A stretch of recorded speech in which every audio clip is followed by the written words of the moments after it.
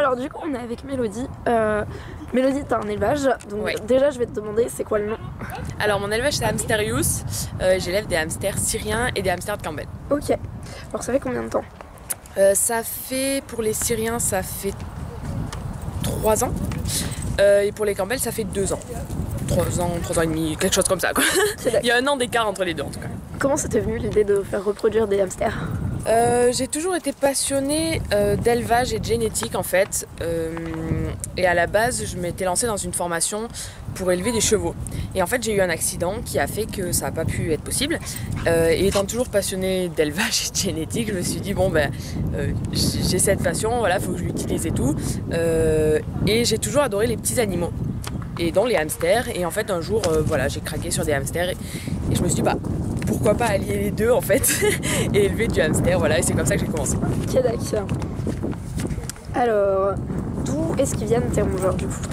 Alors tous mes hamsters sont issus d'élevage que j'adopte à l'étranger pour le coup, donc j'ai des lignées anglaises, j'ai des lignées néerlandaises, j'ai des lignées suédoises, mais dans tous les cas ils sont tous issus d'élevage. Alors attention, hein, j'ai des hamsters issus de sauvetage, enfin là récemment j'en ai pris un. Voilà, je suis pas du tout contre les sauvetages, etc. Mais pour le coup, pour mon élevage, tous les hamsters viennent d'élevage, quoi. Alors, combien de portées tu as par an? Alors ça peut varier un peu, ça dépend si c'est en syrien ou en Campbell, mais grosso modo, je dis bien grosso modo, il y a des années, hein, ça change pas mal, mais grosso modo, je dirais, 4 à 5 portées de syrien grand max par an et 5 à 6 portées de Campbell grand max par an. Est-ce que tu arrives à faire des bénéfices ou même à en vivre? Ah, pas du tout. Et j'ai même envie de dire, la personne qui arrive à faire ça, faut qu'elle arrête tout de suite, c'est qu'elle est en train de faire les choses pas comme il faut. Elle est vraiment en train de mal faire les choses.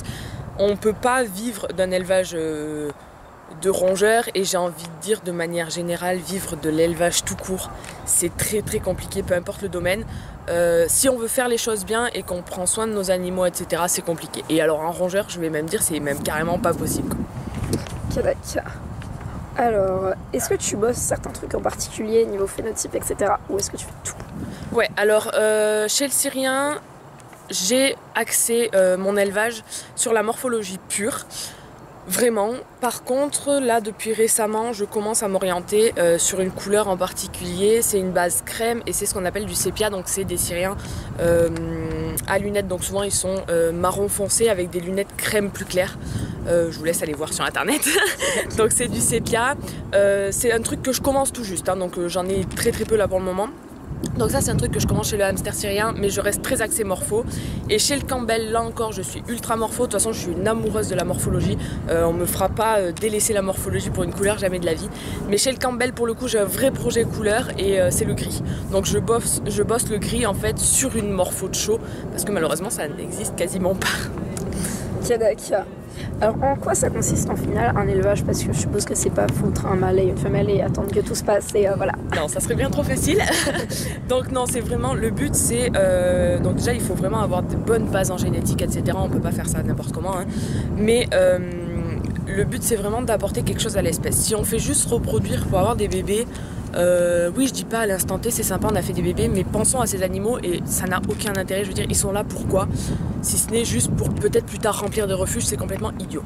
Quand on reproduit, le but c'est de penser à l'espèce et de pas le faire dans un sens négatif pour l'espèce. Donc on le fait pour améliorer quelque chose.